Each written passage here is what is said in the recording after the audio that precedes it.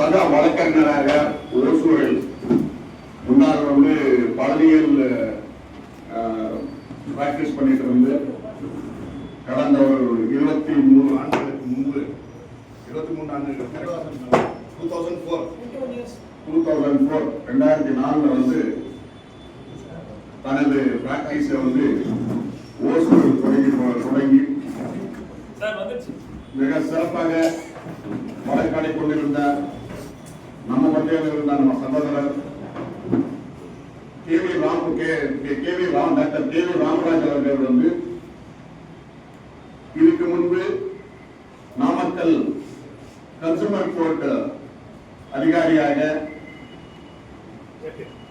அந்த நீதிமன்றத்தில் நீதி வழங்கிக் கொண்டிருந்து ஒரு கலெக்டர் மன்னனாக எவ்ரி டே ஒரு புதுசாக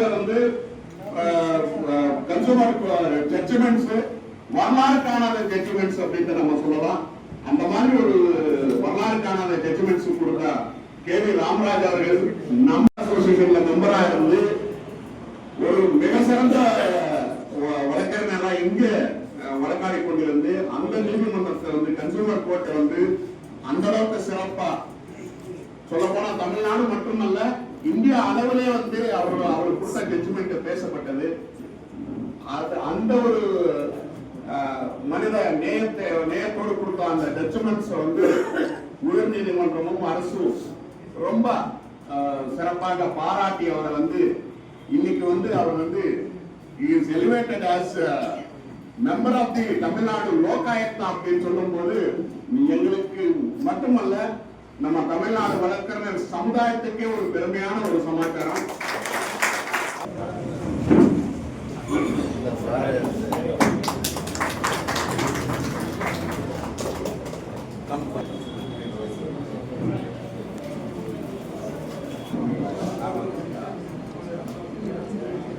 அவருடைய வருகை இங்கே இருக்கின்ற சக வழக்கறிஞர்களையும் இளைய வழக்கறிஞர்களையும் ஒரு உற்சாகப்படுத்தும் ஒரு முன்னெடுப்பாக இருக்கும் என்பது எல்லோரும் சந்தேகம் இல்லை.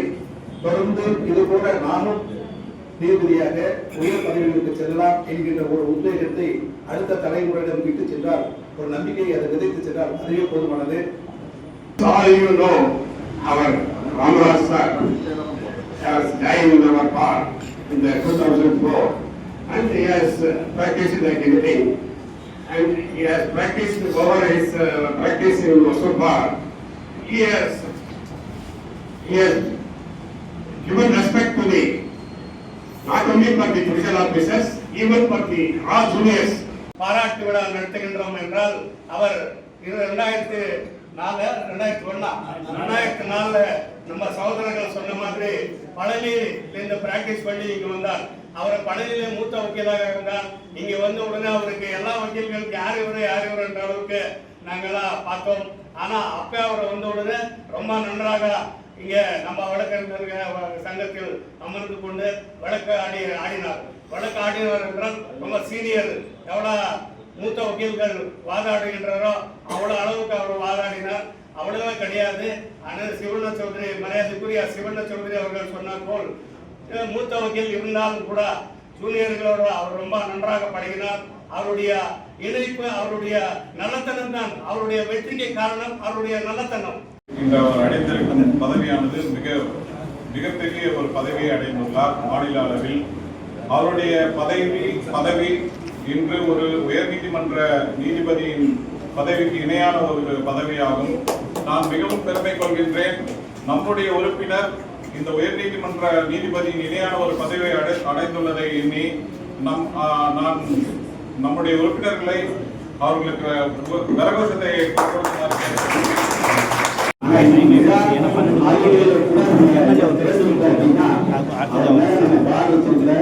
மரியாதைக்கு நீங்க கொடுத்ததெல்லாம் மதிப்பு தெரிய வருது.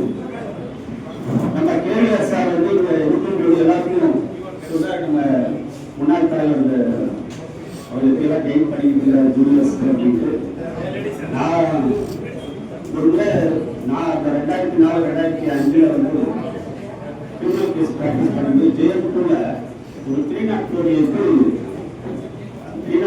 ஜெனரலா நெக்லிஜென்ட் ப்ரூவ் பண்ண கமிஷன் ஆயிடும். நெக்லிஜென்ட் வச்சா 304 அட்டாக் ஆகும். ஃபிட்னஸ் குரூப்ல கையை வச்சு கிட்டத்தட்ட 1 மணி நேரம் இன்வெஸ்ட் பண்ண இன்ஸ்பெக்டர் கிளாஸ் பண்ணாரு. அது உண்மையிலேயே அதை ஜூனியர்ஸ் எல்லாம் ஃபாலோ பண்ணி அதை அடாப்ட் பண்ணணும். அந்த அளவுக்கு ஒரு சிறப்பான கிளாஸ் ஆயிருந்தது. பகடைக்கு பக்கத்திலே உள்ள கணக்கம்பட்டி என்றும் கிராமத்தில் 1968 மே மாதம் பிறந்தார். நீதித்துறை நிர்வாகத்தில் முனைவர் பட்டமும் காவல்துறை நிர்வாகத்தில் ஆராய்ச்சி பட்டமும் பெற்றுள்ளார். அரசியலமைப்பு மற்றும் சர்வதேச சட்டம், தொழிலாளர் மற்றும் நிர்வாக சட்டம், மனித உரிமைகள், குற்றவியல் மற்றும் காவல் அரசியல் அறிவியல், சர்வதேச உறவுகள், அரசியல், பொது நிர்வாகம், அப்பாடா, பத்திரிகை மற்றும் மக்கள் தொடர்பு ஆகியவற்றில் முதுகலை பட்டம் பெற்றுள்ளார். மேலும் அவர் கான்ஸ்டிடியூஷன் லாவில் பட்டம் பெற்றுள்ளார். மாவட்ட நுகர்வோர் நீதிமன்றத்தின் நீதிபதியாக பணியாற்றி இப்போது மூகாயிகா மெம்பராக அவர் பதவி உயர்வு பெற்று வந்துள்ளார். அவரின் மனைவி அதாவது அந்த இணையதளத்தில் இருக்கக்கூடிய பல்வேறு அம்சங்கள் நாம் சுய குறிப்புகளை குறித்து நீங்கள் படிக்க வேண்டியவை நிறைய இருக்கின்றன. ஊழல் ஒழிப்பு உயர்நிலை அமைப்பாக தமிழ்நாடு லோக் தான் செயல்பட்டு வருகிறது. மனித குலம் தோன்றிய போது ஊழல் பிறக்கவில்லை. மன்னராட்சி தோன்றிய போது ஊழல் பிறக்க தொடங்கியது. அரசாலும் மக்களாலும், அரசாலும் வர்க்கத்தாலும், அரசு அலுவலர்களாலும் மன்னராட்சி காலத்திலே ஊழல் தொடங்கிவிட்டது. அதன் பின்னர் பார்த்தால் ஜனநாயக அமைப்புகள் உலகில் தோன்றிய போது, ஜனநாயக அமைப்பிலிருந்து மக்களால் தேர்ந்தெடுக்கப்பட்ட அரசுகள் தோன்றிய போது ஊழலும் தோன்றி வளர தொடங்கியது. இந்த நிலையில் தான் 200 ஆண்டுகளுக்கு முன்பே உலகில் முதலாக 1809ஆம் ஆண்டு ஸ்வீடனில் ஆம்பர்ஸ்மேன் என்ற அமைப்பு ஊழல் ஒழிப்புக தொடங்கப்பட்டது. இதுதான் இந்த முதல் புள்ளி.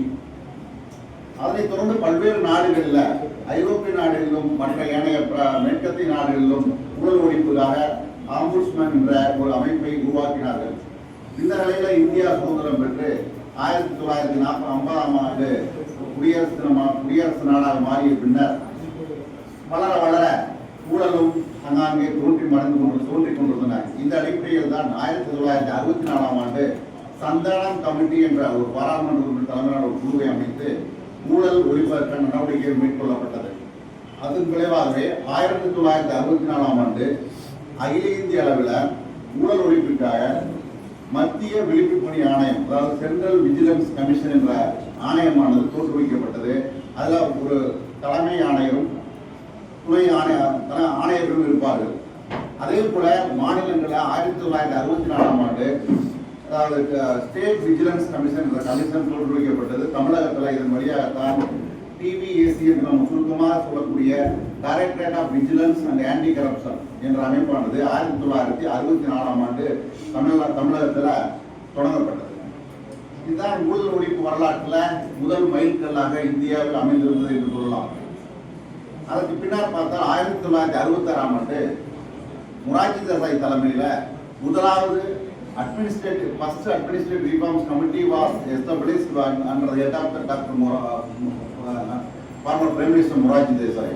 அந்த முதலாவது நிர்வாக சீர்திருத்த ஆணையம் பரிந்துரை அளித்தது. அதில் மத்தியில் ஊழலை ஒழிக்க லோக்பால் அமைப்பும் 1966 மத்தியில் லோக்பால் அமைப்பும் மாநிலங்களில் லோக் ஆயுக்தா அமைப்பும் அமைக்கப்பட வேண்டும் என்று அந்த ஆணையம் பரிந்துரை செய்தது. அதற்கான சட்டம் இயற்றுவதற்கு பாராளுமன்றத்தில் வலியுறுத்தியது. பாராளுமன்றத்திலும் 1968ஆம் ஆண்டு முதல் முறையாக லோக்பால் அண்ட் லோக் ஆயுக்தா சட்டமானது அறிமுகப்படுத்தப்பட்டது. ஆனால் நிறைவேறவில்லை. இதுபோல பல முறை அறிமுகப்படுத்தப்பட்டது. 6-7 முறை பல்வேறு ஆண்டுகள் அறிமுகப்படுத்தப்பட்டும் அது செலக்ட் கமிட்டிக்கு அனுப்பப்பட்டு அல்லது ராஜ்யசபா லோக்சபாவில் நிறைவேற்றப்பட்டு ராஜ்யசபா செல்லும் போது தேர்தல் இப்படி பல்வேறு காரணங்களால் நிறைவேறவே இல்லை. இந்த சூழ்நிலையில் தான் கடந்த 1966ஆம் ஆண்டு இந்த பரிந்துரையை ஏற்று 16 மாநிலங்கள் 2000 ஆண்டுகளுக்கு முன்பாகவே பஞ்சாப், அசாம், மத்திய பிரதேசம், கர்நாடகா உள்ளிட்ட 16 மாநிலங்கள் லோக் ஆயுக்தாக்களை அமைத்து விட்டன. தமிழகத்துக்கு தற்போது முறையாக இருக்கலாம், 2000க்கு முன்பாக அமைத்து விட்டனர். இது ஊழலை ஒழிக்க உயர்நிலை அமைப்புகள் என்ற ஒரு கட்டுரையை 2007ஆம் ஆண்டு மே மாதம் தினமணியில் நான் எழுதியிருக்கேன்.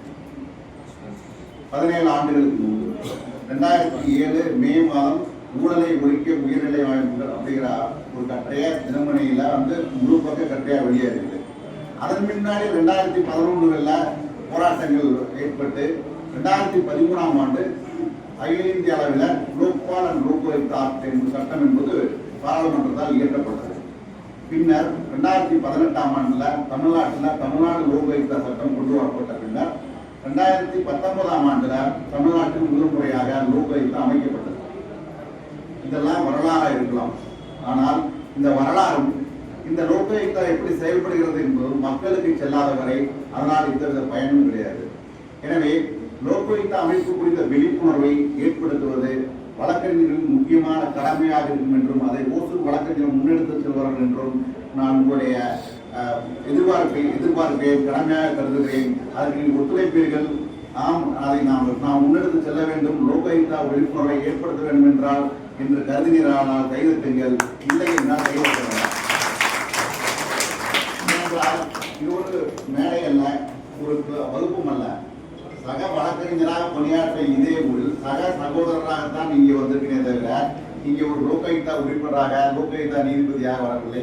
அல்லது இதுக்கு முன்பு. ஆனால் நான் ஓசூருக்கு 2004ஆம் ஆண்டு வந்த போதிலும் நான் 2018ஆம் ஆண்டு 2019ஆம் ஆண்டுல தமிழ்நாடு குழந்தைகள் உரிமைகள் பாதுகாப்பு ஆணையத்தில் சைல்ட் ரைட்ஸ் கமிஷன்ல நியமனம் செய்யப்பட்டேன். அப்போ இதே ஆர்பன் போலீஸ் ஸ்டேஷனை இன்ஸ்பெக்ஷன் பண்ணிருக்கோம். மலை கிராமங்கள் அஞ்சட்டி உட்பட பல்வேறு மலை கிராமங்களுக்கு சென்று பலர் அதை பணியிடை நீக்கமெல்லாம் செஞ்சிருக்கிறோம். அப்படி தொடங்கிய ஒசூரில் தான் இந்த பணிகள் தொடங்கினேன். அதற்கு பிறகு 2022 மார்ச்ல நுகர்வோர் நீதிமன்றத்தில் மாவட்ட நீதிபதி நிலையில் நியமிக்கப்பட்டு, ஏன்னா 1986ஆம் ஆண்டு சட்டத்தில் அது ஒரு கோரம் என்ற நிலைமையில் தான் இருந்தது. அதிக அதிகாரங்கள் வழங்கப்படவில்லை. 2019 1985ஆம் ஆண்டு சர்வதேச அளவில் நாடுகள் ஒன்று கூடி நுகர்வோர் பாதுகாப்புக்கான வழிகாட்டுகளை ஐக்கிய நாடுகள் சபை வெளியிட்டது. அதன் அடிப்படையில் 1985 வெளியிடப்பட்ட வழிகாட்டுகளின் அடிப்படையில் 86ஆம் ஆண்டு நுகர்வோர் பாதுகாப்பு சட்டம் இயற்றப்பட்டது. கால சூழ்நிலைக்கு ஏற்ப, வளர்ந்து வரும் மாற்றங்களுக்கு ஏற்ப, உலகமயமாதலுக்கு ஏற்ப 2015ஆம் ஆண்டு ஐக்கிய நாடுகள் சபை மீண்டும் கூடி புதிய வழிகாட்டுதல்களை நுகர்வோர் பாதுகாப்புக்காக வெளியிட்டது. அதனை இந்தியா ஏற்றுக்கொண்ட அடிப்படையில் 2019ஆம் ஆண்டு இந்தியாவில் புதிய நுகர்வோர் பாதுகாப்பு சட்டம் இயற்றப்பட்டது. புதிய நுகர்வோர் பாதுகாப்பு சட்டப்படி இந்த நுகர்வோர் பாதுகாப்பு கன்சூமர் போரம் என்ற பெயர் மாற்றப்பட்டு நுகர்வோர் ஆணையம் கன்சூமர் கமிஷன் என்ற பெயர் கொடுக்கப்பட்டதோடு அதன் தலைவர்களுக்கு டிஸ்ட்ரிக்ட் ஜட்ஜ் சூப்பர் டைம்ஸ்கள் என்று entry level selection grade super state 3ஆவது நிலையை கொடுத்தார்கள். தமிழகத்தில் வழக்கமான நீதித்துறையில் பணியாற்றக்கூடிய மாவட்ட நீதிபதியிலே ஒரு 5 பேர் தான் சூப்பர் டைம்ஸ்கள் இருப்பாங்க.